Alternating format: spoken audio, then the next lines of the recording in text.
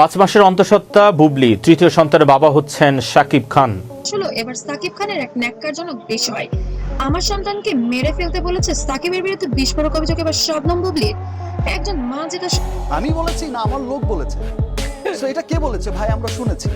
তো একজনের কাছ থেকে দুজন এই বিষয়টা কিন্তু ছড়ানো। সন্তানের জন্য সবকিছু ত্যাগ করতে পারে, যদি সেই মাকে নিজের সন্তানকে হারাতে বাধ্য করা হয় তবে বিষয়টি কি স্বাভাবিক?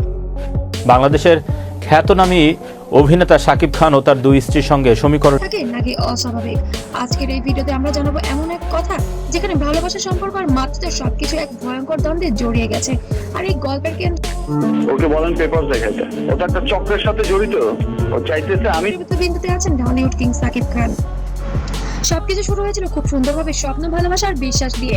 তাদের সম্পর্ক ছিল অনেক কাছের, পারফেক্ট, কিন্তু ক্যামেরার আড়ালে লুকিয়ে ছিল আলোচনার অন্ত নেই। এবার শোনা যাচ্ছে বুবলির সঙ্গে দ্বিতীয় সন্তান পরিকল্পনা। কিছু অজানা সত্য।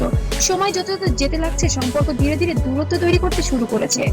একদিন হঠাৎ করেই এলো একটি খবর যা বদলে দিল শেষ, মানে ওই চক্রটা চায় যে শাকিব খান শেষ, মানে বাংলা চলচ্চিত্রই শেষ। এই জন্য তো আঘাত হানতেছে কত দুনিয়া। তিনি জানতে পারলেন যে তিনি মা হতে চলেছেন, কিন্তু যেখানে এই খবরটি পাওয়ার পর আনন্দ হওয়ার কথা ছিল সেখানে যেন শুরু হলো এক অদ্ভুত নীরবতা। আমেরিকা থেকে করেছে অভিনেতা। তাহলে সত্যি কি আবারও মা হচ্ছেন বুবলি? ফেরার পরই শবনম বুবলির মাতৃত্বের খবর সোশ্যাল মিডিয়ায় মুহূর্তেই ভাইরাল হয়ে পড়েছিল, যেটা সাকিব খানের জন্য অনেক বেশি হুমকির মুখে পড়তে হয়েছে। সাকিব খান কোনোভাবেই চায়নি তার আবার আরেকটি সন্তান টাকা পেয়ে এমন করতেছে, খালি কি করতে বলেন, এত বছর পর কেন এসে করতেছে? তার ক্যারিয়ারের দিকে তিনি ফোকাস করতে চান। এই কারণে বুবলির সাথে বেশ দূরত্ব তৈরি হয়েছে এবার সাকিব খানের। ধীরে ধীরে শুরু হচ্ছে চাপ, আর প্রথমে অনুরোধ, তারপরে জোর। এটা এখন সরকার থেকেও টাকা খাইছে কয়েকদিন আগে 12 লাখ টাকা। আর ওয়ার ইজ স্টুপিড, সম্ভব না, সময়টা এখন ঠিক না, এমন অনেক কথার আড়ালে লুকিয়েছিল এক ভয়ঙ্কর সিদ্ধান্ত। তিনি বারবার বলছিলেন আমি আমার সন্তানকে রাখতে চাই।